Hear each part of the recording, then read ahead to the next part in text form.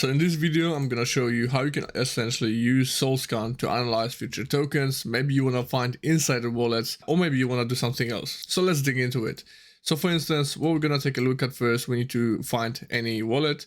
So we can go, for example, to placeholders, and we're gonna find any random wallet. You can see some of the wallets are insiders because it's gonna show you the rat icon. But let's say we're gonna scroll down a little bit below. We're gonna find some wallet with a decent balance, like for example this one. So this guy has 5k Sol in the wallet. So we can go ahead and copy this wallet, go back to Solscan, paste the wallet in there, and you can see first metrics that we have in this wallet are basically the Sol balance, also the token balance. He has 96 tokens, and you can see the entire amount of the tokens. The next one next to it in more info is really important, is on curve. It's true, that means this is the real wallet operated by a human, and they have the private key to that wallet, which basically allows you to do anything what you want with this wallet. And when this says false, it means that this might be some developer wallet or any random wallet that people don't have access to it, where for example is used for the lock supply. So I'm gonna show you this later. And on the side you have the domain name, which you can assign to your wallet if you don't want to be using the randomized string of numbers and letters. You can choose your own domain if you want to use something static. So if you scroll down a little bit below, you can see all of different tabs that we're gonna take a look at. So first we've got the signature, which is the transaction TX. You've got the block. So Solana operates in blocks. So let's say you are trying to buy some meme and you use more priority fee, and your friends use less priority fees. So that means you're going to be in the first block and your friend is going to be in the second block. Then you've got the timestamp, the instruction. Next one, we've got the buy, value in Sol, fee in Sol, and programs that this wallet was using. Then we can go to transfers. And this is the tab where I spend most of my time when I'm trying to find something on Solscan. For instance, you can see this guy has over 6,000 transactions, which tells you already that this is an old wallet.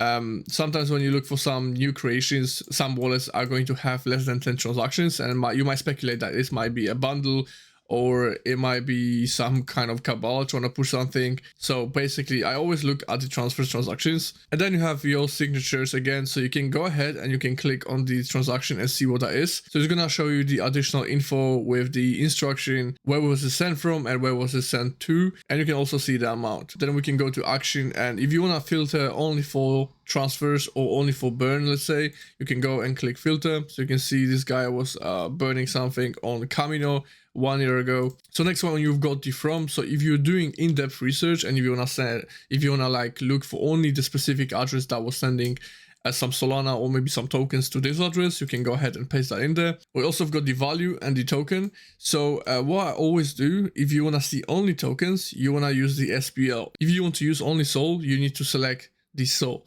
And what's also really important, if you want to see the inflow or outflow, you want to select that as well. This is really helpful. I use that all the time. So for instance, we can click on the Sol, we can select the outflow, and let's say we're gonna do minimum 20 Sol. So we're gonna see where this guy was sending some Sol to. So you can see he was sending Sol to that address and to the other address. So if you're gonna click on it, so if you click on this wallet, you can investigate further what kind of wallet is that. So now, especially when you're trading memecoins and you don't want to be rack, you want to see where this wallet was funded from.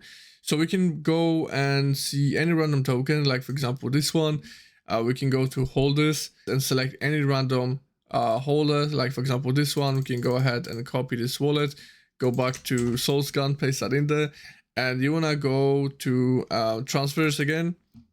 And then we want to go to the last page, and you can see 4 months ago it was funded by this address. So if you're looking for some clues on chain, or maybe you think that specific token could be a bundle, you can do basically that to see where this wallet was funded from.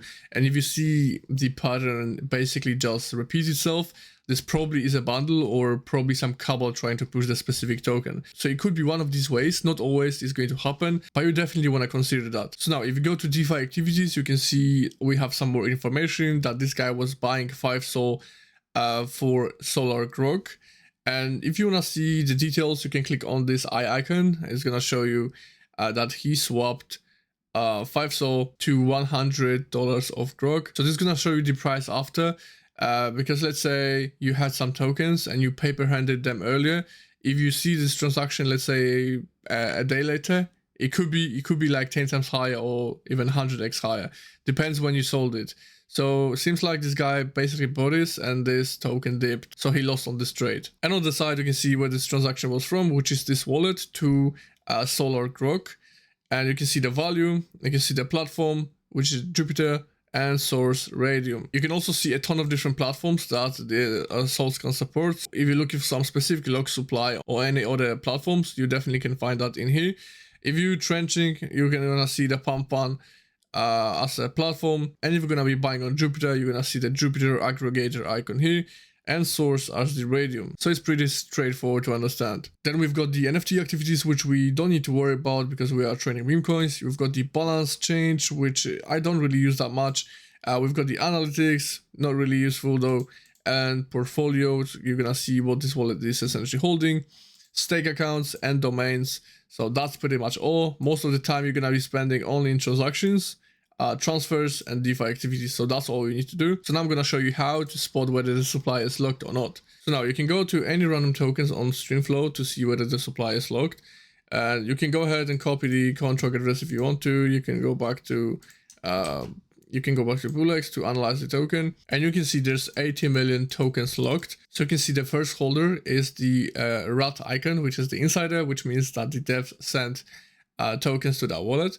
You can see the balance, so the balance is usually 0, bought 0, sold 0, and you can see the remaining token balance is 8%, which corresponds to the 80 million tokens that they have on the streamflow. So we can go ahead and open up the contract ID, and in here we can go and click on the signature because this is the where the tokens were sent from. So we're gonna go back, click on TTX. So usually tokens are sent from the dev wallet, but in this case, the sender is not a dev, because you would see like a small hammer icon, and you'll see that the token was sent from that wallet to the log address wallet. But in this case, we couldn't verify that. If you want to see who is the dev in this wallet, in this case, we can go back to the same token. You can go to the CA deployer, and we're gonna go back here, copy the address, and we're gonna go to Solscan, paste that in there. And you'll see that this address is the token creator. So if you're gonna click on this icon, you're gonna see what different tokens this guy deployed.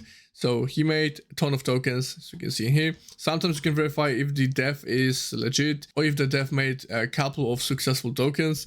You're gonna see that and might give you some additional information whether you wanna ape into the token. Maybe this token hit 100 mil previously, so the new token could have a potential to maybe hit similar numbers, or if you want to gamble on it and you want to see whether you can make some profit on it as well. So Solscan overall is an advanced tool that we just simply scratch the surface, but if you want to find, let's say, some insider wallets, or if you're looking for specific influencer wallets, you can do that.